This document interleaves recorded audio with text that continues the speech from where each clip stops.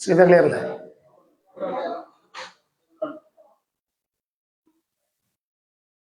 സാധാരണ നിലയിൽ ഇങ്ങനെ ഒരു പത്രസമ്മേളനം നടത്താൻ നിശ്ചയിച്ചത് നേരത്തെ 2 ദിവസം മുമ്പ് വയനാട്ടിൽ പറഞ്ഞ കാര്യങ്ങളുടെ പ്രസക്തമായ ചില കാര്യങ്ങൾ കൂടി നിങ്ങൾ അറിയിക്കണം എന്ന് കരുതിയിട്ടാണ്. സ്വാഭാവികമായിട്ടും ചൂരൽമലയുമായി ബന്ധപ്പെട്ട പുനർനിർമ്മാണ പ്രവർത്തനങ്ങളുടെ വിശദാംശങ്ങൾ ഞാൻ പറയാതെ നിങ്ങൾക്കറിയാം എന്നുള്ളത് കൊണ്ട് അതിൻ്റെ ഒരു വിശദീകരണത്തിന് മുതിരുന്നില്ല.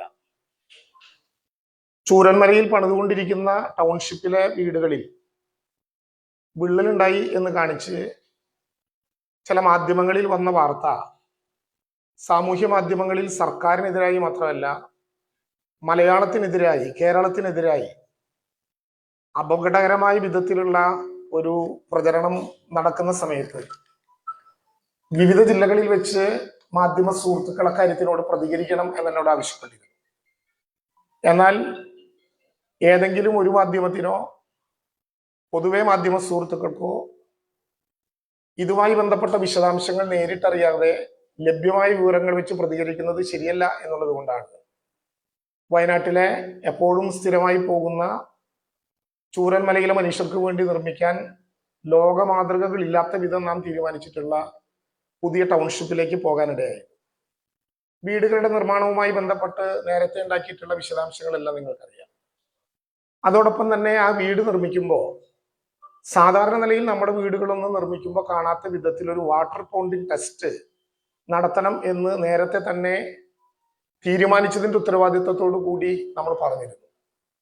വാട്ടർ പൗണ്ടിങ് ടെസ്റ്റ് നടത്തണം എന്ന് നിശ്ചയിച്ചത് ഋതുക്കളില്ലാത്ത വിധം അല്ലെങ്കിൽ കാലാവസ്ഥ വ്യത്യാസങ്ങളിൽ എങ്ങനെയായിരിക്കും ഇതിൻ്റെ നിർമ്മാണ പ്രവർത്തനങ്ങളുടെ ഉറപ്പ് എന്ന് ബോധ്യപ്പെടാൻ വേണ്ടി കൂടിയായിരുന്നു. വാട്ടർ പൗണ്ടിങ് ടെസ്റ്റ് എന്ന് പറഞ്ഞാൽ നിങ്ങൾക്ക് എല്ലാവർക്കും അറിയാവുന്നത് പോലെ നിർമ്മിക്കപ്പെട്ട വീടിന്റെ ടെറസിൽ 24 മണിക്കൂർ വെള്ളം കെട്ടി നിർത്തും. അങ്ങനെ വെള്ളം കെട്ടി നിർത്തിയ സ്ഥലത്ത് ടെറസിൽ നിന്ന് തന്നെ വെള്ളം ഏതെങ്കിലും വിധത്തിൽ ലീക്കായി താഴത്തേക്ക് പോകുന്നുണ്ടോ എന്ന് കണ്ടാൽ അത് നോട്ട് ചെയ്ത് അതിന് മുകളിലുള്ള ടെറസിന്റെ ഭാഗത്ത് സാങ്കേതികമായ ഭാഷയിൽ പറഞ്ഞാൽ ഒരു എപ്പോക്സി ട്രീറ്റ്മെന്റ് നടത്തും.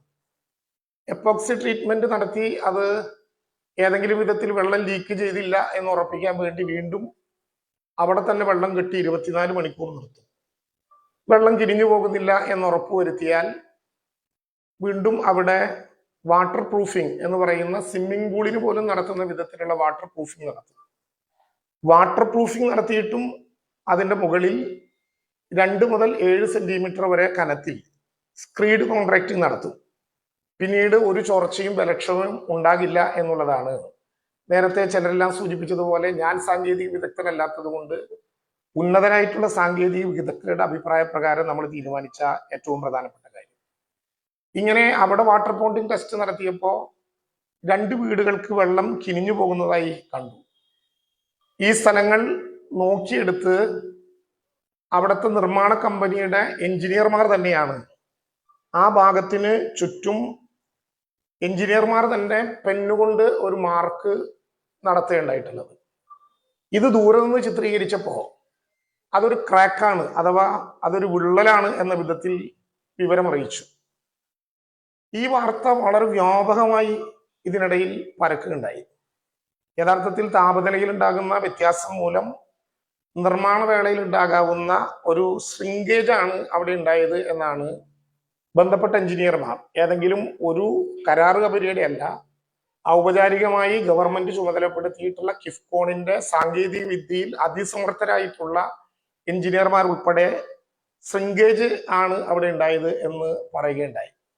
സ്വാഭാവികമായിട്ടും ക്രാക്ക് എന്ന വാക്ക് ഉപയോഗിക്കുമ്പോൾ ആളുകൾ ധരിക്കുന്നത് എന്താ, അതൊരു സ്ട്രക്ചറൽ ക്രാക്ക് ആയിരിക്കും എന്നാണ്. സ്ട്രക്ചറൽ ക്രാക്ക് അല്ല അവിടെ ഉണ്ടായത് എന്ന് അന്ന് രാവിലെ അവിടെ ചെന്ന് സംസാരിച്ചപ്പോൾ എഞ്ചിനീയർമാർ ഉൾപ്പെടെ പറയുകയും അത് ഇതിന്റെ ഉറപ്പിനെ ബാധിക്കില്ല എന്ന് ഉറപ്പ് നൽകുകയും ചെയ്തു. ആ ഘട്ടത്തിലാണ് ആ വീടിനകത്തേക്ക് പോയത്. അവിടെ വീടിനകത്ത് പോയി ഈ വര ഇങ്ങനെ രേഖപ്പെടുത്തിയത് ചാനലുകളിലും സാമൂഹ്യ മാധ്യമങ്ങളിലും തുടർച്ചയായി കാണിക്കുന്നത് കൊണ്ട് ബന്ധപ്പെട്ട ഉദ്യോഗസ്ഥന്മാർ പറഞ്ഞത് മാത്രം കേട്ടുപോരുകയല്ല, അവിടെ ഉണ്ടായത് എന്താണ് എന്നറിയാൻ വേണ്ടിയാണ് അവിടെ കയറി നിന്ന് ഇവര് പെൻസിൽ കൊണ്ട് അടയാളപ്പെടുത്തിയതാണ് എന്ന് പ്രസ്താവിച്ചപ്പോ പെൻസിൽ കൊണ്ട് തന്നെ അടയാളപ്പെടുത്തിയതാണോ എന്ന് ഉറപ്പുവരുത്താനായി അവിടെ നോക്കുകയുണ്ടായി. വീടിന്റെ ഉടമസ്ഥനായിട്ടുള്ള നൗഫൽ പോലും ഇങ്ങനെ ഒരു ക്രാക്ക് എന്ന വിവരം കേൾക്കുന്നത് ഇവർ അടയാളപ്പെടുത്തിയതിന്റെ, ബന്ധപ്പെട്ട എഞ്ചിനീയർമാർ അടയാളപ്പെടുത്തിയതിന്റെ കൂടി അടിസ്ഥാനത്തിലാണ് എന്നുള്ളത് കൊണ്ട് എഞ്ചിനീയർമാർ പറഞ്ഞത് ശരിയാണോ എന്ന കാര്യം നേരിട്ട് ബോധ്യപ്പെടാൻ ആദ്യം എനിക്ക് തന്നെ ബോധ്യപ്പെടണമല്ലോ. എനിക്ക് ബോധ്യപ്പെടാനും ഞാൻ ബോധ്യപ്പെടുന്നത് വഴി അത് ബാക്കിയുള്ള ആളുകളെ അറിയിക്കാനും വേണ്ടിയാണ് അവിടെ അങ്ങനെ ഒരു സംവിധാനം ഉണ്ടാക്കിയത്. നിങ്ങൾ മനസ്സിലാക്കേണ്ടത് ഏതെങ്കിലും ഒരു മഴയിൽ ചോർന്നൊലിച്ചതല്ല ഇത്. വാട്ടർ പോണ്ടിങ് ടെസ്റ്റിന്റെ ഭാഗമായി നമ്മൾ തന്നെ 24 മണിക്കൂർ വെള്ളം നിറച്ച് നടത്തിയിട്ടുള്ള ടെസ്റ്റിന്റെ അടിസ്ഥാനത്തിൽ ഉണ്ടായതാണ്. ഇനി കെട്ടിടം പൂർത്തീകരിച്ചാലോ? കെട്ടിടം പൂർത്തീകരിച്ചാൽ നേരിട്ട് കൈമാറുകയല്ല. കെട്ടിടത്തിന്റെ കരാർ കമ്പനിയുടെ എഞ്ചിനീയർമാർ ഒരു പരിശോധന നടത്തും. കരാർ കമ്പനിയുടെ എഞ്ചിനീയർമാർ പരിശോധന നടത്തിയതിനു ശേഷം കരാർ കമ്പനിയുടെ എഞ്ചിനീയർമാരും കിഫ്കോണിന്റെ എഞ്ചിനീയർമാരും സംയുക്തമായി പരിശോധന നടത്തും. അതിനും അവസാനിക്കാതെ കരാർ കമ്പനിയുടെ എഞ്ചിനീയർമാരും കിഫ്കോണിന്റെ എഞ്ചിനീയർമാരും ആർക്കാണോ വീട് കൊടുത്തിട്ടുള്ളത്, നേരത്തെ ഇവിടെ പറഞ്ഞതുപോലെ ഇതെന്റെ വീടാണെന്ന് ഉറപ്പിച്ചു പറയാൻ പറ്റുന്ന വീട്ടുകാരനായ മനുഷ്യനെ കൂട്ടി അവിടെ പരിശോധന നടത്തും. ഇത് കഴിഞ്ഞിട്ട് ഇങ്ങനെ ഒരു പ്രശ്നം ഉണ്ടായാലോ? അങ്ങനെ ഒരു പ്രശ്നം ഉണ്ടായാൽ 5 വർഷക്കാലത്തേക്ക് സിവിൽ വർക്കിൽ ഈ കരാറ് കമ്പനി ഡിഫക്റ്റ് ലൈബിലിറ്റി പ്രകാരം വാറന്റി നൽകേണ്ട ഒരു വീടാണത്. 5 വർഷക്കാലം സിവിൽ വർക്കിലും 3 വർഷക്കാലം ഇലക്ട്രിക്കൽ വർക്കിലും വാറന്റി നൽകിക്കൊണ്ടാണ് ആ വീട് ഉണ്ടാക്കുന്നത്. സാധാരണ നിലയിൽ ആ കരാർ കമ്പനിയുടെ ലഭ്യമാകേണ്ട കരാർ പ്രകാരമുള്ള സംഖ്യയിൽ ഒരു നിശ്ചിതമായ ശതമാനം 5 വർഷത്തിന് ശേഷം മാത്രം കൊടുക്കാവുന്ന വിധത്തിൽ എടുത്തു വെച്ചാണ് ഡിഫക്റ്റ് ലൈബിലിറ്റി പ്യൂരിഫൈ ചെയ്യേണ്ടത്, അത് ക്യൂർ ചെയ്യേണ്ടതെന്ന് നിശ്ചയിച്ചു. ആളുകൾക്കറിയാം കരാർ ഉണ്ടാക്കിയാൽ എന്തുണ്ടാകും?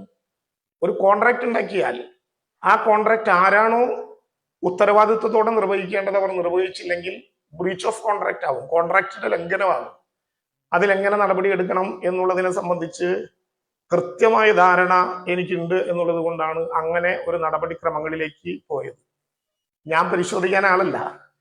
മന്ത്രി എങ്ങനെയാണ് എഞ്ചിനീയർ ആവുക, മന്ത്രി എങ്ങനെയാണ് പണിക്കാരനാവുക എന്നൊക്കെ ചോദിച്ചുകൊണ്ട് നിരവധി അഭിപ്രായ പ്രകടനങ്ങൾ നടത്തി. ഞാൻ അതിനെക്കുറിച്ച് ഇപ്പോ പറയുന്നില്ല. ചില ആളുകൾ കരുതുന്നത് പോലെ ചില ആളുകൾക്ക് അങ്ങനെയാണ്. ഈ കരാറ് കമ്പനിക്കാർ പറയുന്നത് നേരിട്ട് കേട്ട് ബോധ്യപ്പെട്ട് മന്ത്രിക്ക് താഴെ നിന്ന് ആകാശത്തോട്ട് നോക്കി ഇതൊരു വിള്ളലല്ല എന്നങ്ങ് പ്രസ്താവിച്ചു പോരാമായിരുന്നില്ലേ എന്ന് ചോദിച്ചു. എന്റെ ശീലം അതിൽപ്പെട്ടതല്ല. പിന്നെ ചൂരൽമലക്കാർക്ക് ഞാനൊരു മന്ത്രിയല്ല, അവരുടെ വീട്ടുകാരനായിട്ടുള്ള ഒരാളാണ്. അതുകൊണ്ട് തന്നെ എൻ്റെ വീട്ടുകാർക്ക് അങ്ങനെ ഒരു വീട് ഏൽപ്പിക്കുമ്പോൾ വിള്ളലുണ്ട് എന്ന ഒരു ചെറിയ ആശങ്ക പോലും നിലനിൽക്കാൻ പാടില്ല എന്ന് എനിക്ക് നിർബന്ധമുണ്ടായിരുന്നു. ഞാൻ മേശപ്പുറത്ത് കയറിയത് ഒരു തെറ്റാണ് എന്ന് പറയുന്നവരോട് വളരെ അഭിമാനപൂർവവും അതിലേറെ വിനയപൂർവ്വം എനിക്ക് പറയാനുള്ളത്, എൻ്റെ നാടിന്റെ അഭിമാനം കാക്കാൻ ഇതിനേക്കാൾ പൊക്കത്തിൽ കയറണമോ ആ പൊക്കത്തിലും കയറും.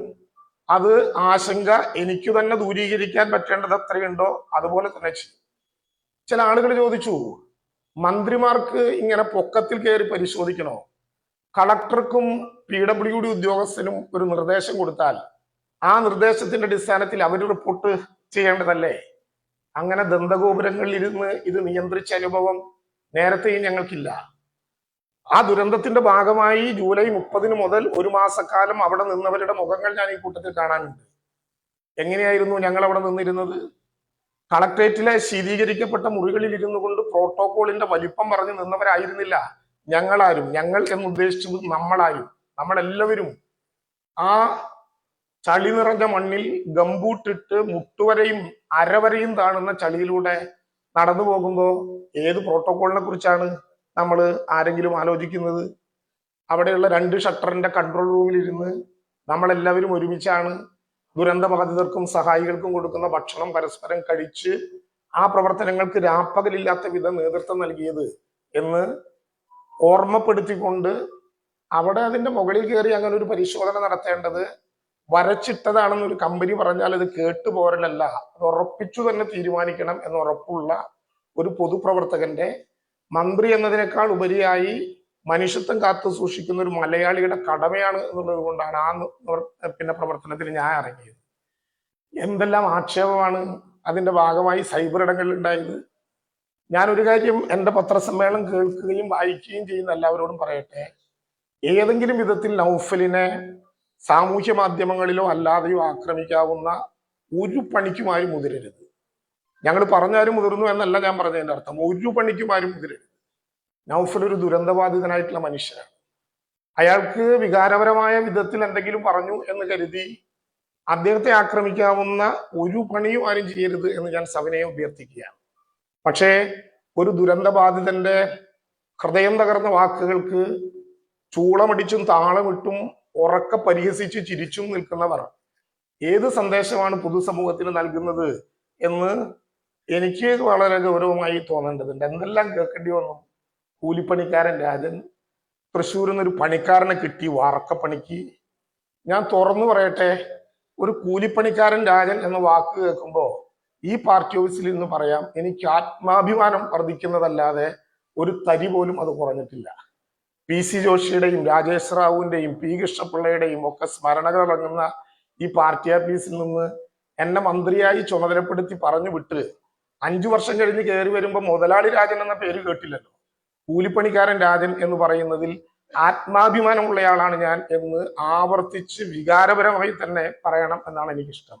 കാരണം ഞാൻ പ്രതിനിധീകരിക്കുന്നത് ഒരു തൊഴിലാളി വർഗ പ്രസ്ഥാനത്തിന്റെ പ്രതിനിധിയാണ് എന്നുള്ളത് കൊണ്ട് ആ കൂലിപ്പണിക്കാരന്റെ ഹൃദയവികാരങ്ങളും വേദനകളും അറിയുന്ന തൊഴിലാളികളുടെയും കൂലിപ്പണിക്കാരുടെയും ഒക്കെ വേദനകൾ അറിയുന്ന ഒരു മണ്ണിൽ നിന്ന് വന്ന ഒരാളെന്ന നിലയിൽ ഞാൻ എൻ്റെ അഭിമാനകരമായിട്ടുള്ള ഒരു സമ്മാനമായി സുഹൃത്തുക്കളിൽ നിന്ന് അത് ഹൃദയപൂർവ്വം ഏറ്റുവാങ്ങുന്നു. പക്ഷെ ഒരു കാര്യം മനസ്സിലാക്കേണ്ടതുണ്ട്, എന്നെ നികൃഷ്ടനാക്കാനോ എന്നെ തള്ളിപ്പറയാനോ വേണ്ടിയാണല്ലോ കൂലിപ്പണിക്കാരന്റെ പേര് ഉപയോഗിച്ചത്. അപ്പൊ കൂലിപ്പണിക്കാരനെ കുറിച്ച് ഈ പറയുന്നവന്റെ സങ്കല്പം എന്തായിരിക്കും? ഓരോരുത്തരുടെയും സംസ്കാരത്തിനും ഓരോരുത്തരുടെയും ഇഷ്ടത്തിനും ചേർന്ന വിധത്തിൽ അങ്ങനെ പറയുന്നതിൽ ഒരു പ്രശ്നവും എനിക്കില്ല. വളരെ അഭിമാനത്തോടെ ഞാൻ അത് ഏറ്റെടുത്തതായി സവിനയം നിങ്ങളെ അറിയിക്കാൻ വേണ്ടി ആഗ്രഹിക്കുകയാണ്. ഇങ്ങനെ സൈബർ ഇടത്തിൽ ആക്രമണം പാടുമോ? മന്ത്രി ആരാണ്? നാടകം കളിച്ച ആളാണോ? മന്ത്രി ആരാണ്? രാജാവാണോ? മന്ത്രി ആരാണ് ഇതിന്റെ മുകളിൽ കയറി പ്രവർത്തിക്കാൻ? മന്ത്രിക്ക് നടക്കാനും കയറാനും പറ്റുന്ന ഇടങ്ങൾ നേരത്തെ നിശ്ചയിച്ചിട്ടുണ്ട്. കേരളം മുഴുവൻ യഥാർത്ഥത്തിൽ ഇവിടെ പണിയുന്ന വീടുണ്ടല്ലോ, നൗഫലിൻ്റെതടക്കം 410 വീടുകൾ. ആ വീടുകൾക്ക് ഇനി ഒരു ഗന്ധം കൂടി സഹിക്കേണ്ടി വരും. അത് ഈ നാട്ടിലെ പാവപ്പെട്ടവന്റെ അവന്റെ മുണ്ട് മുറുക്കി ഉടുക്കുമ്പോഴും ഈ നിധിയിലേക്ക് സംഭാവന ചെയ്ത പാവപ്പെട്ടവന്റെ വിയർപ്പിന്റെ മണമുണ്ട് അവിടുത്തെ ഓരോ ഇഷ്ടിയേക്കും. ആ വികാരം അവിടെ ഉണ്ടാകും. അത് കരുതി അവിടത്തെ പണിയാൻ പോകുന്ന ഒരു വീടിനെ, പണിതുകൊണ്ടിരിക്കുന്ന ഒരു വീടിനെ 5 വർഷക്കാലത്തെ ഡിഫക്റ്റ് ലൈബിലിറ്റി ഉൾപ്പെടെ കെയർ ചെയ്തുകൊണ്ട് ലോകത്ത് ഇതുവരെ ഇല്ലാത്തൊരു മാതൃക അവതരിപ്പിക്കുന്നതിന് ഇത്ര മോശമായി ചിത്രീകരിക്കാൻ പാടുമോ എന്നുള്ളത് അവരവരാലോചിക്കണം. അവരുടെ സംസ്കാരത്തിന്റെ അളവുകോൽ അളക്കാനുള്ള യന്ത്രം കൂലിപ്പണിക്കാരനും വാർക്കപ്പണിക്കാരനും ആയതുകൊണ്ട് എൻ്റെ കയ്യിൽ ഉണ്ടാകും എന്ന് നിങ്ങൾ തെറ്റിദ്ധരിക്കരുത്. പക്ഷെ കേരളത്തിലെ ജനങ്ങളുടെ മനസ്സിൽ ആ അളവുകോലുണ്ട്. അത് വെച്ച് അവർ തൂക്കുകയും അത് വെച്ച് അവർ അളക്കുകയും ചെയ്യും. എത്ര ആക്ഷേപങ്ങളാണ് കേട്ടത്. ഇതുവരെ കൊടുക്കാത്ത ബ്രെഡ് പൂത്ത സ്ഥലമല്ലേ ചൂരൽമല. ജൂലൈ 30 വൈകുന്നേരം ഞാൻ ഇരിക്കുമ്പോൾ പല മാധ്യമ സുഹൃത്തുക്കളും അവിടെ ഉണ്ടായിരുന്നു. കേരളത്തിലെ ഹോട്ടൽ ആൻഡ് റെസ്റ്റോറന്റ് അസോസിയേഷൻ ഞങ്ങൾ ഇനിയുള്ള ദിവസം തീരും വരെ ഭക്ഷണം ഉണ്ടാക്കാം എന്ന് ഞങ്ങളോട് പറഞ്ഞു. മേപ്പാടി പോളിടെക്നിക്ക് അതിനുള്ള സ്ഥലമായി ഞങ്ങൾ കൊടുത്തു. ആ ഉണ്ടാക്കുന്ന ഭക്ഷണം ഫുഡ് ആൻഡ് സേഫ്റ്റി എല്ലാ മണിക്കൂറിലും പരിശോധിച്ചു. അങ്ങനെ കൊടുക്കുന്ന ബ്രെഡ് അല്ലാതെ അങ്ങനെ കൊടുക്കുന്ന ഭക്ഷണമല്ലാതെ ഒരു പീസ് ബ്രെഡ് പോലും ഗവൺമെന്റ് കൊടുക്കാതിരിക്കുമ്പോൾ ആ ബ്രെഡ് പൂത്തു എന്ന് പറഞ്ഞവർ എന്തിനാണ് അങ്ങനെ പറഞ്ഞത്? ഏത് താല്പര്യത്തിന് വേണ്ടിയാണ് അങ്ങനെ പറഞ്ഞത്? ലോകത്തിന്റെ മുമ്പിൽ ഈ കേരളത്തെ അപഹസിപ്പിക്കാനല്ലേ? പ്രധാനമന്ത്രി വന്ന ആഗസ്റ്റ് 10 തീയതി എല്ലാ തെരച്ചിലും നിർത്തി എന്ന് പ്രഖ്യാപിച്ചു പ്രസംഗം നടത്തിയത് ഏത് താല്പര്യത്തിന്റെ പേരിലാണ്? ഞാൻ നിങ്ങളുടെ നേരെ വിരൽ ചൂണ്ടുന്നില്ലെങ്കിലും വിനയത്തോടെ ഒരു കാര്യം പറയട്ടെ. 2024 2-ാം ഓണം കണ്ണീരോടുകൂടി ഉച്ചഭക്ഷണം കഴിച്ച ഒരാളാണ് ഞാൻ. ഞാൻ മാത്രമല്ല, ഈ കേരളത്തിലെ സന്നദ്ധ സംഘടനാ പ്രവർത്തകരായ ആയിരക്കണക്കിന് പേർ. നമ്മൾ റിപ്പോർട്ട് അവതരിപ്പിച്ചു രാവിലെ മാധ്യമങ്ങളിലൂടെ, ഇതുപോലെ തന്നെ മാധ്യമങ്ങളിലൂടെ ബ്രേക്ക് ചെയ്തു. എന്താണ് ആ വാർത്ത?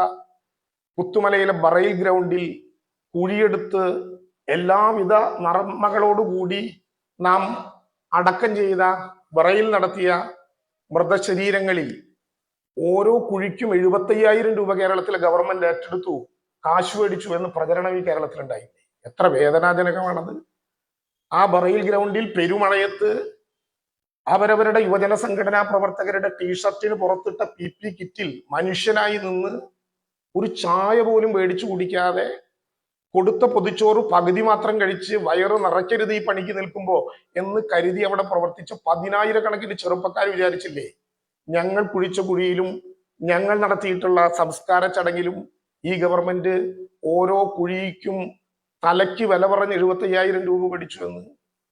The cost involved and estimated to be എന്ന ആമുഖത്തോടെ ബഹുമാനപ്പെട്ട പ്രധാനമന്ത്രി പറഞ്ഞതനുസരിച്ച് 1,202 കോടി രൂപയുടെ ഒരു ബഡ്ജറ്റ് അഥവാ ഒരു എസ്റ്റിമേറ്റ് മെമ്മോറാണ്ടമായി കേന്ദ്ര ഗവൺമെന്റിന് കൊടുത്തതാണെന്ന് ഞങ്ങൾ എത്ര തവണ പറഞ്ഞിട്ടും 36 മണിക്കൂർ ഈ കേരളത്തിലെ നന്മ നിറഞ്ഞ മനുഷ്യരെ പോസ്റ്റ്മോർട്ടം ചെയ്തില്ലേ നമ്മുടെ ശീതീകരിക്കപ്പെട്ട ചർച്ചാ സ്ഥലങ്ങളിൽ? അതിനേക്കാൾ വേദന ഞങ്ങൾക്ക് വേറെ ഉണ്ടാകാനുണ്ടോ? ആ 36 മണിക്കൂറിന് ശേഷം എല്ലാവരും പറഞ്ഞു ഞങ്ങൾക്കൊരു ചെറിയ തെറ്റുപറ്റി, ഇത്ര നേരവും ഞങ്ങൾ ചർച്ച ചെയ്തത് കൊടുത്തൊരു അപേക്ഷയെ കുറിച്ചായിരുന്നു, അത് ഇപ്പോഴാണ് ഞങ്ങൾക്ക് മനസ്സിലായത്. പക്ഷേ ആ 75,000 രൂപയുടെ പേരിൽ 2 ഓണത്തിനും 3 ഓണത്തിനും ഞങ്ങൾ അനുഭവിച്ച മാനസിക പ്രയാസത്തിന്റെ, ഞങ്ങൾ എന്ന് ഞാൻ ഉദ്ദേശിക്കുന്നത് മുഖ്യമന്ത്രിയോ മന്ത്രിമാരോ അല്ല, ഇത് ശരിയായ വിധത്തിൽ നടത്താൻ നേതൃത്വം നൽകിയ മനുഷ്യരനുഭവിച്ച പ്രയാസത്തിന് ആർക്ക് സമാധാനം പറയാൻ പറ്റും? ഇങ്ങനെ എത്ര ആക്ഷേപങ്ങൾ, അതിന്റെ കൂട്ടത്തിൽ ഒന്നാണിത് എന്ന് മാത്രമായി കാണാനാകില്ല. ഇതിന്റെ പിന്നിലുള്ള ലക്ഷ്യങ്ങൾ എന്ത് എന്ന് കേരളം തിരിച്ചറിയേണ്ടതുണ്ട്. ഈ ദുരന്തം നടന്ന് 61 ദിവസം കഴിഞ്ഞപ്പോൾ ഭൂമി ഏറ്റെടുത്തില്ലേ? ആ ഭൂമി ഏറ്റെടുത്തതിന് ശേഷം എത്ര വേഗത്തിലാണ് വ്യവഹാരങ്ങളിലേക്ക് ബന്ധപ്പെട്ടവർ കടന്നുപോയത്? അന്നൊക്കെ ഞങ്ങൾ കാത്തിരുന്നു. മാർച്ച് 27-ാം തീയതി തറക്കല്ലിട്ടപ്പോഴും പണി നടത്താൻ കോടതി അനുവാദം തന്നില്ല. പണം നിശ്ചയിക്കണം LARR പ്രകാരം എന്ന് അന്നും കോടതി വാദിച്ചു. അങ്ങനെ ഏപ്രിൽ 12-ാം തീയതിയാണ് കോടതി അടയ്ക്കുന്ന ദിവസം തുക കോടതി നിശ്ചയിച്ചത്. അന്ന് രാത്രി 11:45 ആ തുക ഈ ട്രഷറിയിലൂടെ അടച്ച് ഏപ്രിൽ 13-ാം തീയതി ആരംഭിച്ചില്ലേ നിർമ്മാണ പ്രവർത്തനം? സ്വാഭാവികമായിട്ടും അവിടുത്തെ നിങ്ങളുടെ സുഹൃത്തുക്കളായ മാധ്യമ പ്രവർത്തകരുടെ FB അക്കൗണ്ട് എടുത്ത് നോക്കിയാൽ അറിയാം ഓരോ ദിവസവും പെയ്ത മഴ നവംബർ മാസം വരെ. എന്നിട്ടും അവിടെ നടക്കുന്ന പ്രവർത്തനങ്ങൾ എത്ര വേഗതയിലാണ്. മുഖ്യമന്ത്രി ഏപ്രിൽ 14-ന് വിഷുവിന്റെ ദിവസം 15-ന് വീടുകളിൽ കയറി താമസിക്കാം എന്ന് പറഞ്ഞത് ആരെങ്കിലും കബളിപ്പിക്കാനാണ് എന്ന് നിങ്ങൾ സത്യസന്ധമായി കരുതുന്നുണ്ടോ? അവിടെ വീടുകളുടെ 102 എണ്ണം ഇതിനകം കൈമാറിയിട്ടുണ്ട്. പക്ഷെ കിഫ്കോണും അതുപോലെ തന്നെ ULCCയും വീട്ടുകാരും കൂടി പരിശോധന നടത്തണം. ഈ മാസം അവസാനത്തോടു കൂടി വീട് മാത്രമല്ല അതിനോടനുബന്ധമായിട്ടുള്ള FTR പ്രകാരമുള്ള ടാർ അടക്കം ഇട്ടുതരാം എന്നാണ് അവസാനം ULCC കിഫ്കോണിന്റെ കൂടി ധാരണയോടുകൂടി പറഞ്ഞു വെച്ചിട്ടുള്ളത്. അത് അവർ ചെയ്തില്ലെങ്കിൽ അതുമായി ബന്ധപ്പെട്ട നടപടിക്രമങ്ങളിലേക്ക് പോകും. അങ്ങനെയല്ലേ അതിനെ കാണേണ്ടത്? അതിന് കേരളത്തെ മുഴുവൻ അപമാനിക്കുന്ന വിധത്തിലുള്ള നടപടിക്രമങ്ങളിലേക്ക് പോകാൻ പറ്റുമോ? പോകേണ്ടതുണ്ടോ? ഒരു കാര്യം കൂടി പറഞ്ഞുകൊണ്ട് ഞാൻ അവസാനിപ്പിക്കാം. അവിടെ ഞങ്ങൾ തരാത്തത് കൊണ്ടാണ്, ഭൂമി തരാത്തത് കൊണ്ടാണ് നിർമ്മാണ പ്രവർത്തനം വൈകിയത്. 4 മാസമല്ലേ ആയിട്ടുള്ളൂ ഞങ്ങൾ തുടങ്ങിയിട്ട്. ആരുടെ കുറ്റാണ്? നേരത്തെ മുസ്ലിം ലീഗും കോൺഗ്രസും ഉൾപ്പെടെയുള്ള കക്ഷി നേതാവിനെയും ഉപനേതാവിനെയും വിളിച്ചു ബഹുമാനപ്പെട്ട മുഖ്യമന്ത്രി ജനുവരി 1-ന് ചർച്ച നടത്തി പല അഭിപ്രായങ്ങൾ വന്നു. ഒരു നിങ്ങൾ എടുക്കുന്ന പൊതു നഗരത്തിൽ ഏതെങ്കിലും ഒരു ഭാഗം ഓരോ രാഷ്ട്രീയ പാർട്ടിക്കും, ഓരോ സ്പോൺസർമാർക്കും, രാഷ്ട്രീയ പാർട്ടി എന്ന് പറയുന്നതിൽ അർത്ഥമില്ല, ഓരോ സ്പോൺസർമാർക്കും മാറ്റി കൊടുക്കാനാകുമോ? ഞങ്ങൾ പറഞ്ഞു ഞങ്ങളല്ല, ഗവൺമെന്റ് പറഞ്ഞു അങ്ങനെ ഓരോരുത്തർക്കും കൊടുത്താൽ ഓരോ കോർണറുകളായി അത് മാറും, അതിനിടവരുത്തരുത്, നമുക്ക് എല്ലാവർക്കും കൂടി അങ്ങ് പണിതേക്കാമെന്നേ. ഓരോ സ്ഥലം ഓരോരുത്തർക്ക് മാർക്ക് ചെയ്ത് കൊടുക്കുന്നത് ശരിയല്ലല്ലോ, നമുക്ക് ഒരുമിച്ച് പണിയാം. മാത്രമല്ല കേരളത്തിന് ഇതിനു മുമ്പ് നടന്നൊരു ദുരന്തം ഓർമ്മയുണ്ടോ? സുനാമി. ആ സുനാമി ദുരന്തത്തിൽ കേരളത്തിൽ പണിത ആയിരക്കണക്കിന് വീടുകൾ എത്ര ദിവസം കൊണ്ട് ലീക്ക് ചെയ്യുകയും തകരുകയും തകർന്നു വീഴുകയും ചെയ്തു, നമുക്ക് അനുഭവമില്ലേ? അത് ഏതെങ്കിലും ഒരു മുഖ്യമന്ത്രിയുടെയോ മന്ത്രിയുടെയോ തലയിൽ കെട്ടിവെക്കുകയാണോ? ഞങ്ങളല്ല, ഒരിക്കലും അങ്ങനെ ചെയ്യില്ല. ഓരോ കരാർ കമ്പനി, ഓരോ സ്പോൺസർമാർ സർക്കാർ കൊടുത്ത സ്ഥലത്തങ്ങ് കെട്ടി. ആ ദുരന്തം ഉണ്ടാകാതിരിക്കാൻ കോമണായ ഒരു സ്ഥലം, ഒറ്റ നേതൃത്വം. അതിൽ അന്ന് 25 ലക്ഷം രൂപയും 5 സെന്റും പറഞ്ഞപ്പോൾ ചർച്ചയുണ്ടായി. കൂട്ടണം, 7 സെന്റാക്കി വർദ്ധിപ്പിച്ചു, 25 20ആക്കി കുറച്ചു. അനുബന്ധ നടപടിക്രമങ്ങൾ മുഴുവൻ സർക്കാർ തന്നെ ചെയ്യണം ഈ ദുരന്ത നിവാരണ ഫണ്ടിൽ നിന്ന് എന്ന് നിശ്ചയിച്ചു. അവിടെ വരുന്ന വീടിന്റെ ചെലവ് 20-ൽ കൂടുതൽ വന്നാൽ അതും ഈ ദുരന്ത നിവാരണ സംഖ്യയിൽ നിന്ന് കൊടുക്കണം എന്ന് പറഞ്ഞു. അങ്ങനെയല്ലേ തീരുമാനം എടുത്തത്. മാർച്ച് 27-ാം തീയതി നമ്മളത് ഉദ്ഘാടനം ചെയ്യുമ്പോൾ ലീഗ് ഞങ്ങളോട് വന്ന് പറഞ്ഞു വളരെ പ്രയാസത്തോടെ, ഇങ്ങനെ വ്യവഹാരം നടന്ന് ഇത് നീണ്ടുപോകുമെന്ന് ഞങ്ങൾ പേടിക്കുന്നുണ്ട്, അതുകൊണ്ട് ഞങ്ങളൊരു ഭൂമി എടുക്കുകയാണ്. ഞങ്ങൾ പറഞ്ഞു അല്ല നമുക്ക് ഒരുമിച്ച് എടുക്കാം. പക്ഷേ ലീഗ് പറഞ്ഞു ഞങ്ങൾക്ക് ക്രൗഡ് ഫണ്ടിങ്ങിലൂടെ പിന്നെ സമാഹരിച്ച സംഖ്യയാണ്, ഞങ്ങൾക്ക് ഉത്തരവാദിത്തമുണ്ട്, ഞങ്ങളൊരു സ്ഥലം എടുക്കാൻ പോവുകയാണ്. കഴിഞ്ഞ ദിവസം ബഹുമാനപ്പെട്ട പ്രതിപക്ഷ ഉപനേതാവ് പറഞ്ഞെന്താ, ആ സ്ഥലവുമായി ബന്ധപ്പെട്ട പ്രശ്നങ്ങൾ പലത് കേട്ടിട്ടും ഗവൺമെന്റ് നിഷേധാത്മകമായ ഒരു സമീപനം എടുത്തില്ലെന്ന് മാത്രമല്ല സഹായകരമായ നിലപാടെടുത്തു. ലീഗ് സ്ഥലം മേടിച്ചു പോകുമ്പോൾ കോൺഗ്രസ് കരുതിയെന്താ, ലീഗുമായി ഞങ്ങൾക്ക് ശത്രുതയുള്ളത് കൊണ്ട് നിങ്ങൾക്ക് അവർക്ക് മാത്രം സ്ഥലം കൊടുത്തില്ല, ബാക്കിയുള്ളവർക്ക് സ്ഥലം കൊടുക്കും എന്ന് നിങ്ങൾ കരുതിയോ? എന്തൊരു വർത്താനാണ് പറയുന്നത്. ഇപ്പൊ കിട്ടിയ കാശാണ് കണക്കെങ്കിൽ ഞങ്ങൾ സ്ഥലം കൊടുത്താൽ അതിൽ എത്ര വീട് പണിയാനുള്ള കാശ് ഇപ്പോ സമാഹരിച്ചതിലുണ്ട്. ഇങ്ങനെയൊക്കെ വ്യത്യസ്തമായ ചോദ്യങ്ങളുണ്ട്. അതിലേക്കൊന്നും ഇപ്പോ കടക്കണം എന്ന് ഞാൻ ആഗ്രഹിക്കുന്നില്ല. ഒരു കാര്യം ഞാൻ പറയാം, എത്ര ഭീതി പരത്താൻ ശ്രമിച്ചാലും ഏറ്റവും ഉറപ്പായ 5 വർഷക്കാലത്തെ ഡിഫക്ട് ലയബിലിറ്റി ഉള്ള 7 വർഷം മുതൽ 20 വർഷം വരെ ഗ്യാരണ്ടിയുള്ള ഉപകരണങ്ങളോട് കൂടിയിട്ടുള്ള വീട് പണിതു കൊടുക്കാം എന്ന കരാറ് ബന്ധപ്പെട്ടവർ നടപ്പിലാക്കിയേ മതിയാകൂ. കരാറുമായി ബന്ധപ്പെട്ട ആരൊക്കെ ഒപ്പിട്ടിട്ടുണ്ടോ അവർ നടപ്പിലാക്കിയേ മതിയാകൂ. അതിൽ ഒരാളെയും സംരക്ഷിക്കേണ്ട ഉത്തരവാദിത്തം ഞങ്ങൾക്കില്ല. പക്ഷെ കേരളത്തിൽ നടക്കുന്ന തെരഞ്ഞെടുപ്പ്, അസമിൽ നടക്കുന്ന തെരഞ്ഞെടുപ്പ്, ബംഗാളിൽ നടക്കുന്ന തെരഞ്ഞെടുപ്പ്, ഇതുമായി ബന്ധപ്പെട്ട തൊഴിലാളികളുടെ യാത്ര, ഇതെല്ലാം പറഞ്ഞാൽ അത് മനസ്സിലാവുമല്ലോ നമുക്ക്. ആ മനസ്സിലാകലിൽ മുഖ്യമന്ത്രി പറഞ്ഞതിനേക്കാൾ ഒരു 15 ദിവസം കൂടി വൈകുന്നു എന്ന് പറഞ്ഞാൽ അതിൽ മറ്റേതെങ്കിലും ചിന്തിക്കേണ്ടതുണ്ടോ? ഇല്ല എന്ന് എനിക്ക് തോന്നുന്നു. എങ്കിലും ഏറ്റവും വേഗതയിലാക്കാനുള്ള നടപടിക്രമം എടുക്കാം. ബന്ധപ്പെട്ടവരുടെ യോഗം പിടിക്കാനുള്ള ചില തടസ്സങ്ങളുണ്ട്. അത് കോഡ് ഓഫ് കോണ്ടക്ട് നിലനിൽക്കുന്നു എന്നുള്ളത് കൊണ്ടാണ്. മാർച്ച് 15 അത് വന്നാൽ പിന്നെ ഔപചാരികമായിട്ടുള്ള യോഗം വിളിക്കാൻ മന്ത്രിമാർക്ക് പ്രത്യേകമായിട്ടുള്ള ചില അനുവാദങ്ങൾ തെരഞ്ഞെടുപ്പ് കമ്മീഷനിൽ നിന്ന് വേണം. അതും കിട്ടുമോ എന്നുള്ള കാര്യം തെരഞ്ഞെടുപ്പ് കമ്മീഷനുമായി കൂടിയാലോചിക്കും. ഒരു കാര്യം ഞാൻ ഉറപ്പിച്ചു പറയട്ടെ, ഇത്തരത്തിലുള്ള ധാരണകൾ ഉള്ളത് കൊണ്ട് ഒരാൾക്കും ഭീതി വേണ്ട, ഒരാൾക്കും ഭീതി ഉണ്ടാകേണ്ട കാര്യമില്ല. എങ്ങനെയാണോ നമ്മൾ നിശ്ചയിച്ചത് അത്ര മനോഹരമായി. ചിലരൊക്കെ മേടിച്ച സ്ഥലം പണി ആരംഭിക്കുന്നതിനും നിർമ്മാണത്തിന്റെ പില്ലർ അടിക്കുന്നതിനും പ്ലാൻ പാസ്സാക്കുന്നതിനും മുമ്പ് കെട്ടിപ്പൊതിഞ്ഞു വെച്ചിരിക്കുകയാണ്. ഇത് തുറന്നു കിടക്കല്ലേ ആദ്യത്തെ ദിവസം മുതൽ. അതിനെക്കുറിച്ച് ഇന്നൊരു ചാനൽ ഒരു സംശയം രേഖപ്പെടുത്തിയായി ഞാൻ കണ്ടു. കുറച്ച് ശരിയുണ്ടാകാം, ഇങ്ങനെ തുറന്നിട്ടാൽ ആളുകൾ വന്ന് എന്തെങ്കിലും കുഴപ്പമുണ്ടാക്കിയാൽ. പക്ഷേ ടൗൺഷിപ്പ് ഒരു തുറന്ന പുസ്തകമാണ്, അത് ആർക്കും എപ്പോഴും കയറി പരിശോധിക്കാവുന്ന വിധത്തിലുണ്ട്. ഒരു ചാനൽ പറഞ്ഞു തന്നെ പ്രയാസപ്പെടുത്തി, അത് ചിത്രസഹിതം കാണിക്കുകയാണ്. മുകളിലുള്ള വെള്ളം കെട്ടിവെച്ചതിന്റെ സൈഡിലുള്ള, ഞങ്ങളിതിനെന്താ തൃശ്ശൂരും തിരുവനന്തപുരവും പറയുന്നതിന് വ്യത്യാസം ഉണ്ടാവും. സൈഡ് കെട്ടും, വെള്ളം പിടിച്ചു നിർത്താൻ വേണ്ടി അരികു കെട്ടും, സിമെന്റ് വെച്ച് ചെറുതായി കെട്ടും. അത് വെള്ളം കെട്ടി നിർത്തുന്ന പണി തീർന്നാൽ വാട്ടർ പോണ്ടിങ് ടെസ്റ്റ് കഴിഞ്ഞാൽ അതങ്ങ് പൊളിച്ചു കളയും. സ്വാഭാവികമല്ലേ, അവിടെ വീട് പണിയാൻ വേണ്ടി വെച്ച സ്ഥലമല്ലേ. ഇങ്ങനെ തെറ്റായ ആശങ്കകൾ ഉണ്ടാകരുത്. അവിടെ ഉപജീവന പദ്ധതി കൊടുത്തില്ല എന്ന പ്രതിസന്ധി ഉണ്ടായി. 18-ാം തീയതി അത് കൊടുത്തു. മാർച്ച് 31 എക്കണോമിക്കൽ ഇയർ എൻഡിങ് ഉള്ളത് കൊണ്ട് ട്രഷറിയിലുള്ള പണം ഫിനാൻസിലേക്ക് തിരിച്ചു വന്നതാണ്. അത് ഏപ്രിൽ മാസത്തിൽ വീണ്ടും അങ്ങോട്ട് കൊടുത്തു.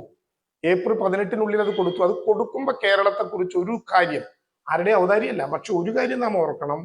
ദുരന്തം നടന്ന് 21 മാസക്കാലം കഴിയുമ്പോഴും ഒരു മാസത്തെ പോലും വാടകയോ, ഒരു മാസത്തെ പോലും ദിനപത്തയോ, ഒരു വീട്ടിൽ 2 പേർക്ക് കൊടുക്കുന്ന ദിനപത്തയോ, ശയ്യാവലംബനായ രോഗിക്ക് കൂട്ടിരിക്കുന്നവന് കൊടുക്കുന്ന ദിനപത്തയോ, കൂപ്പണോ ഒന്നും ഈ കേരളത്തിൽ മുടങ്ങിയിട്ടില്ല എന്നുള്ളത് ഞങ്ങളുടെ അഹങ്കാരമല്ല, ആരുടെയും ഔദാര്യമല്ല. എങ്കിലും വിനയപൂർവ്വം അത് കേരളത്തിന്റെ പൊതു നേട്ടമാണെന്നെങ്കിലും ഏറ്റവും ചുരുങ്ങിയത് കരുതാൻ നമുക്കാവണം. അതുകൊണ്ട് ഇത്തരം വാർത്തകൾ പ്രചരിപ്പിക്കുകയോ സാമൂഹ്യ മാധ്യമങ്ങളിൽ പോസ്റ്റ് ഇടുകയോ ചെയ്തതുകൊണ്ട് ബന്ധപ്പെട്ട ഒരാൾക്കും സുരക്ഷിതമായിട്ടുള്ള വീട് ലഭ്യമാകുമെന്ന പേടി വേണ്ട. കൊടുത്തവർക്ക് പട്ടയം ഉൾപ്പെടെയാണ് കൊടുത്തിട്ടുള്ളത്. അതുകൊണ്ട് ആ കാര്യത്തിൽ ഒരാശങ്കയും വേണ്ട എന്ന കാര്യം ഏറെ ബഹുമാനത്തോടെയും വിനയത്തോടെയും അറിയിക്കാൻ ഞാൻ ശ്രമിക്കുന്നു.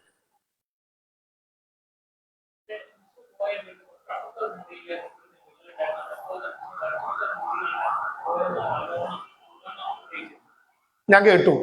ഞാൻ ചെന്ന് നിന്നത് ചിത്രങ്ങളിലൂടെ പടർത്തിയിട്ടുള്ള സാധനം നേരിട്ട് കണ്ട സ്ഥലമാണ്. അപ്പുറത്തു കൂടി ഉണ്ടെങ്കിൽ ആരെങ്കിലും എൻ്റെ കയ്യിൽ ഒന്ന് മാന്തിയാൽ ഞാൻ അപ്പുറത്തേക്കും കിടക്കും. ആരും എന്നോട് പറഞ്ഞില്ല. ഞാൻ ആ വീട്ടുകാരൻ അവിടെ അന്വേഷിച്ചു എന്നുള്ളൊരു യാഥാർത്ഥ്യമാണ്. അദ്ദേഹം അവിടെ ഉണ്ടായില്ല, കണ്ടില്ല ഞാൻ നേരത്തെ. അവിടുത്തെ 178 കുടുംബത്തിലെ അംഗങ്ങളെ എനിക്ക് നേരിട്ടറിയാവുന്നതും അവർക്ക് എന്റെ കൈപിടിച്ചു വലിക്കാവുന്നതും അവർക്ക് എന്നോട് ചോദ്യം ചോദിക്കാവുന്നതുമായ കാര്യമാണ്. ഇനി അവിടെ വീണ്ടും പോയി പരിശോധിക്കണോ? ഞാൻ അതിന് റെഡി. അതിനെക്കുറിച്ചും ഈ പറയുന്ന ഉത്തരം ഇതുപോലെ ഒരു സംഭവമാണ്. ഒരു സ്ട്രക്ചറൽ ക്രാക്ക് ആണെങ്കിൽ വിണ്ട് കീറുക എന്നാണ് അതിന്റെ അർത്ഥം. അപ്പോൾ ആളുകൾ അതിൽ എഴുതിയിരിക്കുന്നത് കണ്ടോ, വാർത്തയിൽ കമന്റുകൾ. ഇങ്ങനെ ഒരു വീട്ടിൽ എങ്ങനെ ദുരന്തബാധിതൻ വിശ്വസിച്ച് ജീവിക്കും, അത് പൊളിഞ്ഞു വീണാലോ? അങ്ങനെ ഒരു പേടി അനാവശ്യമായി ആളുകൾക്കിടയിൽ ഉണ്ടാക്കരുത് എന്നുള്ളത് കൊണ്ടാണ് ഞാനത് സ്വയം ബോധ്യപ്പെടാൻ ഒന്ന് തുടച്ചു നോക്കിയത്. അപ്പൊ ആ പെൻസിൽ മാർക്ക് അങ്ങനെ മാഞ്ഞുപോയി. മാർക്ക് മാഞ്ഞുപോയതിൽ ആരെങ്കിലും പ്രയാസമുണ്ടെങ്കിൽ അതിന് ഞാൻ ഉത്തരവാദിയല്ല. കാരണം അത് പെൻസിൽ കൊണ്ട് വരച്ച മാർക്കായിരുന്നു. ഞങ്ങൾക്ക് ഇതുവരെ പ്രത്യേകിച്ച് പരാതികളൊന്നും കിട്ടിയിട്ടില്ല. അതിന്റെ അർത്ഥം ഞങ്ങൾ അവരുടെ വക്കീലന്മാരായി നിൽക്കുക എന്നല്ല. ഒരു കമ്പനിയുമായിട്ടുള്ള ഒരു ധാരണ ഉണ്ടാക്കി ഇതുവരെ അവരുടെ പ്രവർത്തനങ്ങളിൽ ഒരു വിധത്തിലുള്ള പരാതിയും ഞങ്ങളുടെ മുമ്പിൽ ഉണ്ടായിട്ടില്ല. അതുകൊണ്ട് പ്രത്യേകിച്ചൊന്നും പറയേണ്ട കാര്യമില്ല.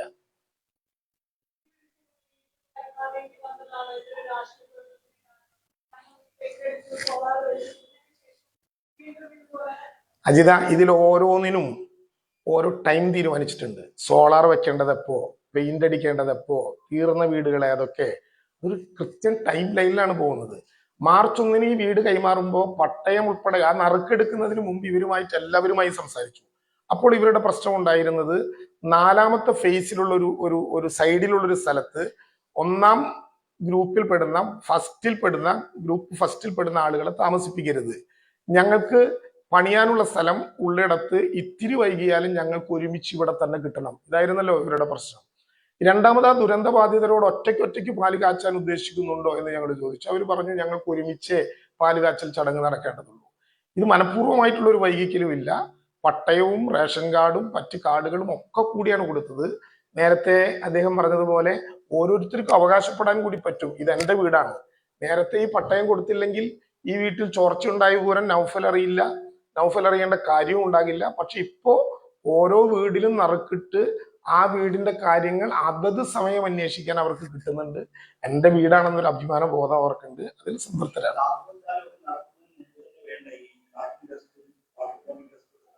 വേണമെന്നില്ല, ഞങ്ങൾ അവരുമായിട്ട് കൂടിയാലോചിച്ചു. ഞാൻ പറഞ്ഞ ശ്രീജിത്തിന്റെ അഭിപ്രായം അതായിരിക്കും, അതുകൂടി നല്ലതാണ്. പക്ഷെ മാർച്ച് 1 ഇത് കൈമാറുമ്പോ പട്ടയം ഉൾപ്പെടെ അവർക്ക് കൈമാറി. അവരോട് ഞങ്ങൾ ചോദിച്ചതാണ്, ദുരന്തബാധിതരായിട്ടുള്ള ആളുകളോട്. അങ്ങനെ കൈമാറുമ്പോൾ നിശ്ചിതമായ ഒരു സമയത്തിനുള്ളിൽ ചെറിയ കാര്യങ്ങളേ ഉള്ളൂ. ഓരോ വീട്ടിൽ നമ്മൾ കയറുമ്പോൾ സാധാരണ ഉണ്ടാകാറുള്ള പ്രയാസങ്ങളുണ്ടല്ലോ, അത്രയ്ക്ക് സമയം എടുത്തില്ല, അത്രയ്ക്ക് നേരവും നമ്മൾ എടുത്തില്ല. അതൊരു തെറ്റായ കാര്യമാണെന്ന് എനിക്ക് തോന്നുന്നില്ല.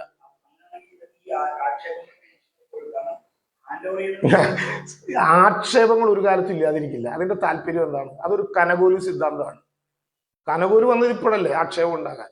75,000 രൂപ ഓരോരുത്തരുടെ പേരിലും എഴുതിയെടുത്തു എന്ന് പറഞ്ഞത് സർക്കാർ വീട് കൊടുത്ത എന്റെ പേരിലാണോ? സർക്കാർ എഴുതിയെടുത്ത എന്റെ പേരിലാണോ? ബ്രെഡ് പൂത്തു എന്ന് പറഞ്ഞത് യഥാർത്ഥ ബ്രെഡ് വിതരണം ചെയ്തത് പോലും ഇല്ല. എന്നിട്ടാണ് ആക്ഷേപങ്ങളിൽ ഞങ്ങൾക്ക് ഭയമില്ല. ചെയ്യുന്ന കാര്യം കൃത്യമായിട്ട് ചെയ്യുക എന്നുള്ളത് മാത്രമേ ഞങ്ങൾ ആഗ്രഹിക്കൂ.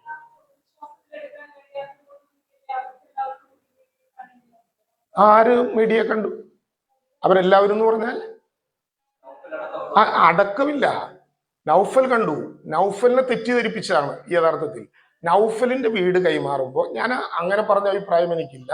അദ്ദേഹത്തിന്റെ വീട് ഔപചാരികമായി കൈമാറിയതിനു ശേഷം ഏതെങ്കിലും പരാതി ഉണ്ടെങ്കിൽ ഡിഫക്റ്റ് ലൈബിലിറ്റി, നമ്മൾ എത്ര വീടുകളിൽ താമസിക്കുന്നവരാണ്, നിർമ്മിച്ചവരാണ്, അങ്ങനെ എന്തെങ്കിലും പരാതി ഉണ്ടെങ്കിൽ സ്വാഭാവികമായിട്ടും ആ കോൺട്രാക്ടർ ഉത്തരം പറയേണ്ടി വരും എന്ന് 5 കൊല്ലത്തെ സിവിൽ സ്റ്റേറ്റ്മെന്റ് എഴുതിയിട്ടുണ്ട്. ഇത് വിള്ളലാണ്, സ്ട്രക്ചറൽ ക്രാക്ക് ആണെന്ന അഭിപ്രായം ഏത് ഇൻഡിപെൻഡന്റ് എഞ്ചിനീയറെ കൊണ്ടും ഏതു മാധ്യമത്തിനും ഏതു സുഹൃത്തിനും അന്വേഷിപ്പിക്കാം. ഉണ്ടെങ്കിൽ ബന്ധപ്പെട്ടവർ സമാധാനം പറയേണ്ടി വരും.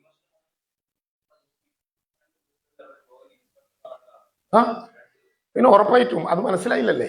ഞാൻ പറഞ്ഞല്ലോ, ആ 102 വീടുകൾ മിനിഞ്ഞാന്ന് തയ്യാറായതിനു ശേഷം 2ാം ഘട്ടമാണ് ജോയിന്റ് ഇൻസ്പെക്ഷൻ. ഇനി ഒരു ഘട്ടം കൂടിയുണ്ട്.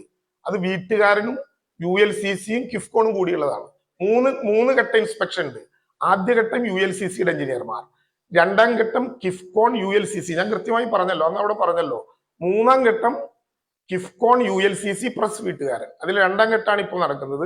2ാം ഘട്ടം സംതൃപ്തിപ്പെടുത്തിയാൽ ഏറ്റവും അടുത്ത മിനിറ്റിൽ വീട്ടുകാരനെ കൊണ്ടുകൂടി പരിശോധിക്കും.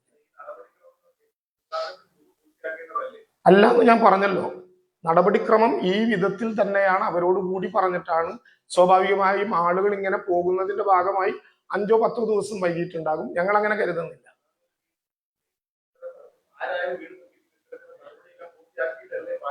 ഈ പാല് കാച്ചിയില്ലല്ലോ, ഉദ്ഘാടനം അതിന്റെ 1ാം ഘട്ടത്തിലെ പട്ടയവും അതിന്റെ ഭാഗമായിട്ടുള്ള ഉടമസ്ഥാവകാശവും ഏൽപ്പിക്കുന്നതിന്റെ ഭാഗമായി നടന്നൊരു ചടങ്ങാണ്. അവർക്ക് വീട് കയറി പാല് കാച്ചുന്നത് ഒരുമിച്ച് വേണം എന്നാണ് അവർ പറഞ്ഞത്. ഒരുമിച്ച് തന്നെ പാല് കാച്ചാം, നമുക്ക് എല്ലാവർക്കും അതിൽ പങ്കെടുക്കാം. അത് കഴിഞ്ഞ് വീണ്ടും പോയി പരിശോധിക്കാം.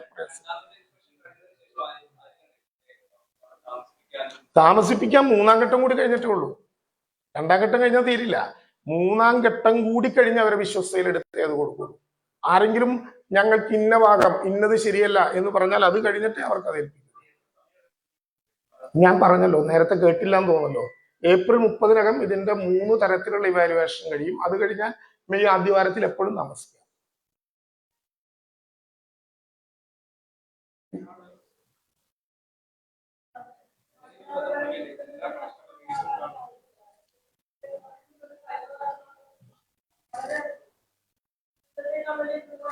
ഉറപ്പായിട്ടും നൗഫലിനെയും സൈബറിൽ ആക്രമിക്കരുത്, എന്നെയും ആക്രമിക്കരുത്, മാധ്യമ പ്രവർത്തകരെയും ആക്രമിക്കരുത്. സാമാന്യ മര്യാദ അങ്ങനെ ഇല്ലാതിരിക്കലാണ്. ഈ കൂലിപ്പണിക്കാരൻ രാജനെന്നും പിന്നെ എന്താണ് ഏണിപ്പണിക്കാരൻ രാജനെന്നും ഒക്കെ പറയുന്നത് പോലെ ഒരാളെയും ആക്രമിക്കരുത് എന്നാണ് എൻ്റെ അഭിപ്രായം. ഒരു പാവപ്പെട്ട മനുഷ്യന്റെ അദ്ദേഹം തന്നെ അതിനെക്കുറിച്ച് അഭിപ്രായം പറഞ്ഞിട്ടുണ്ട്. പക്ഷെ അത് കേട്ട് ചുറ്റും നിന്ന് ആർത്തട്ടഹസിച്ച് ചിരിക്കുന്നവൻ ഒരു കക്കൂസ് പോലും അവിടെ നിർമ്മിച്ചു കൊടുത്തിട്ടില്ല എന്നുള്ളൊരു സങ്കോചം വേണ്ടേ? ചെറിയ സങ്കോചം പറയുമ്പോ ആ ആർത്ത ചിരിയിൽ ഏതോ സാധനം അങ്ങ് മറികടന്നു. ഇതൊക്കെ നിന്നൊരുത്തനെ കിളിപോയി എന്നങ്ങ് പറഞ്ഞപ്പോ കേട്ടൊരു രോമാഞ്ചം, എന്തൊരു സുഖാലേ. എനിക്കതിൽ പ്രയാസമില്ല. ദുരന്തബാധിതന്റെ വികാരമായിട്ട് ഞാൻ അതിനെ കാണുന്നു.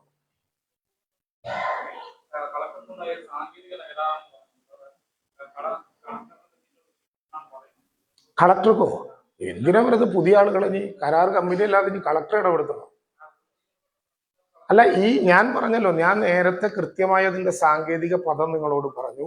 ആ സാങ്കേതിക പദത്തെ അവതരിപ്പിക്കുന്ന ഒരു സ്ട്രക്ചറൽ ക്രാക്ക് ആണോ എന്നുള്ളതായിരുന്നു നമ്മുടെ മുമ്പിലുള്ള ഒരു പ്രശ്നം. അതൊരു സ്ട്രക്ചറൽ ക്രാക്ക് അല്ല എന്ന് അവർ തന്നെ പറഞ്ഞിട്ടുണ്ട്. ഇനി ആർക്കെങ്കിലും പരിശോധിക്കണമെങ്കിൽ അങ്ങനെ പരിശോധിക്കുന്നതിൽ ഒരു അപകടവും ഇല്ല. അതൊരു ശ്രിങ്കേജ് മാത്രമാണ്. അതിന് ലീക്ക് ആവുക എന്നുള്ളതിന്റെ ഇംഗ്ലീഷ് ഒന്ന് പറഞ്ഞാൽ ഞാനത് പറഞ്ഞുതരാം.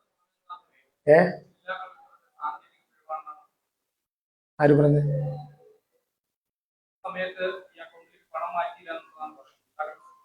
ശ്രിങ്കേജ് ഈ ലീക്കിന്റെ കാര്യമോ? അല്ല, ഉപജീവന പദ്ധതി മുടങ്ങാൻ കാരണം അതല്ല. ഉപജീവന പദ്ധതി മുടങ്ങാൻ കാരണം ഞാൻ പറഞ്ഞല്ലോ, ജനുവരി മാസത്തിൽ തന്നെ തീരുമാനിച്ചു. ഈ സാങ്കേതിക കാര്യം ശരിയായിരിക്കും. മാർച്ച് 31 ഇത് TSP അക്കൗണ്ടിലേക്ക് മാറ്റിയിട്ടില്ലെങ്കിൽ മാർച്ച് 31 തിരിച്ചിങ്ങോട്ട് പോരും. അത് വീണ്ടും അങ്ങോട്ട് തിരിച്ചു കൊടുത്താണ്. സാങ്കേതികമാണ്. മറ്റേ ലീക്കേജിന്റെ കാര്യം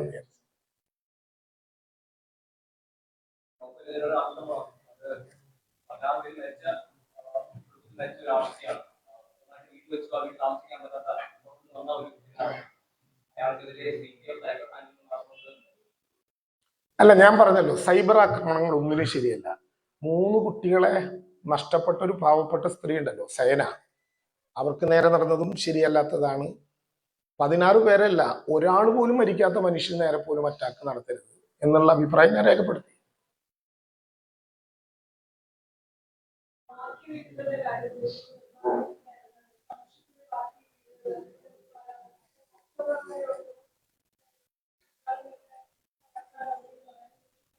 ഞാൻ പറഞ്ഞത്, ഒരു നിശ്ചിതമായ കാലത്തെ സംബന്ധിച്ച് ഒരു കരാർ വെച്ചിട്ടുണ്ടല്ലോ, അതിൽ നിന്ന് വിട്ടുപോകാൻ അവർക്ക് പറ്റില്ല. വിട്ടുപോയാൽ ബ്രീച്ച് ഓഫ് കോൺട്രാക്ട് ആവും. അതിന്റെ നടപടിക്രമങ്ങളുമായിട്ട് മുന്നോട്ട് പോകും. അത്രയ്ക്കൊന്നും സമയം എടുക്കില്ല. എന്നാ പിന്നെ അവസാനിപ്പിക്കും. അപ്പോ ദയവായി ഒറ്റ അഭ്യർത്ഥന കൂടിയുള്ളത്, ഈ ദുരന്തബാധിതരായിട്ടുള്ള മനുഷ്യരുടെ മനസ്സിൽ വിഷം കലക്കാൻ ആരെങ്കിലും ശ്രമിച്ചാൽ കൂട്ടത്തിൽ നിൽക്കരുത്. അവർക്ക് കൃത്യമായി വീടും ഭൂമിയും എത്തിക്കേണ്ടത് കൃത്യതയോടുകൂടി എത്തിക്കും. അതുവരെ അവരുടെ ഒരു വാടകയും മുടങ്ങില്ല. ഒരു മഴക്കാലത്ത് റോട്ടിൽ കിടക്കേണ്ടി വരില്ല. ഒരു പ്രതിസന്ധിയും പ്രയാസവും ഉണ്ടാകില്ല. കേരളത്തിന്റെ അഭിമാനത്തെ ഓർത്ത് ന്യായമായ കാര്യങ്ങൾ പറയാം. പക്ഷെ ഇത്തരത്തിലുള്ള പ്രചരണങ്ങൾക്ക് സമയമെടുക്കാതെ ഇവിടെ അവസാനിപ്പിക്കണം എന്നുകൂടി അഭ്യർത്ഥിക്കുന്നു.